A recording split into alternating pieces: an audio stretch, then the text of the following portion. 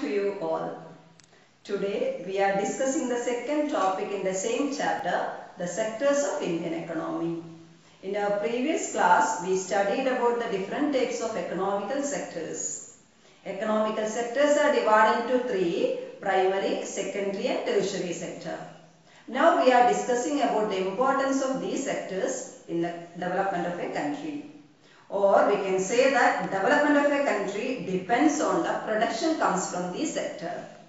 And we are discussing the role of these sectors and how does this sector, different sectors, affect the country's development in detail today. Let us explain about the importance of these three economical sectors such as primary, secondary and tertiary sector in the development of a country.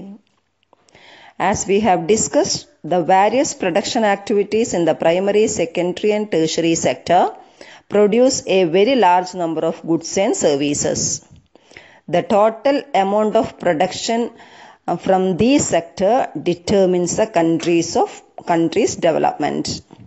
And in order to understand the total development of a country, we should know the amount of goods and services produced in each sector.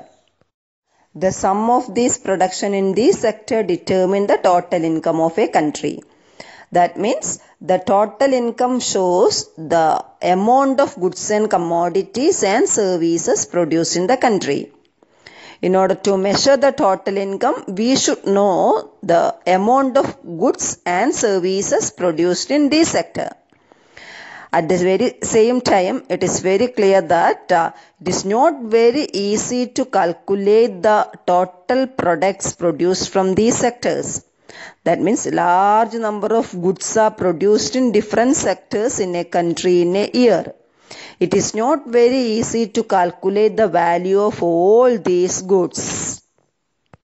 When we calculate the total value of these goods, we consider the value of only final goods, not the value of intermediate goods. And then in order to solve the problem of counting all the goods, when the economists measure the total amount of products produced in the country, economists calculate the total value of only final goods. That means not all the goods produced in the country is not measured calculated by the economist. Instead, they calculate the amount of the value of only final goods, not the value of intermediate goods. Here comes a question. What are final goods and intermediate goods? The final goods are the goods reached for final consumption. That means the products which are directly consumed by the people are called as final goods. For example, a biscuit, a textbook, these are the final products. That means these final products are directly consumed by us. At the same time, intermediate goods are the goods used for producing final goods. Intermediate goods are the goods used for producing final goods. That means in order to manufacture a biscuit, many ingredients or intermediate goods are used. All these such as wheat flour, coconut oil, sugar, etc. All these goods which are used for producing a finished product are called as intermediate goods. Intermediate goods are the goods used for producing final goods, but final goods are the goods which are directly consumed by the people. Here comes a question. Why are the value of only final goods are counted or measured? As already we discussed that when we calculate the total income of a country, we calculate the value of only final goods, not the goods used for the producing final goods. And here comes a question. And why are the value of only final goods are measured? The answer is very clear. And then the value of final goods already includes value of all intermediate goods. Is it okay? That means value of final goods already includes the value of intermediate goods. For example, if a biscuit packet has 10 rupee, 10 rupee biscuit pack contain or includes the value of all ingredients used for making biscuit. That means when we calculate the value of all the biscuits produced in the country, we calculate the cost of that biscuit, not the ingredients used for making that biscuit. If we include that the value of these all intermediate goods such as wheat, coconut oil, sugar, etc., it will be, the actual price will be double or triple.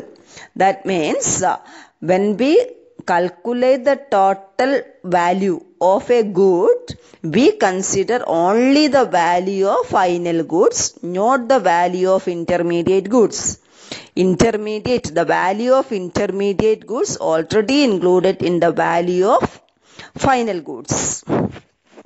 The value of all these final goods and services produced within a country during a particular year is called as gross domestic product or GDP. GDP is the total value of all the final goods and services produced in a country in a year.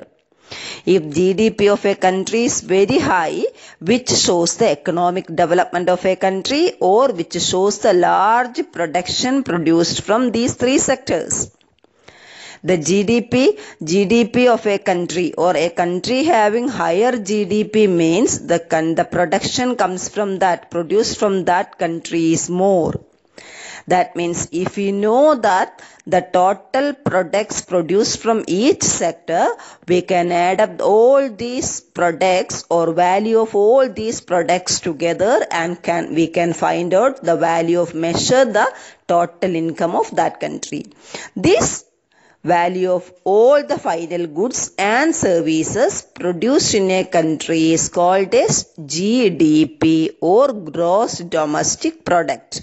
GDP shows how big an economy of a country is. If the GDP of a country is very high, it shows the higher development of a country. If a GDP is a country is very low, it shows the medium or lower level of the development of that country. In India, measuring GDP is undertaken by Central Government Ministry. Central Government Ministry has an authority to calculate all the value of these final goods and services produced in the country.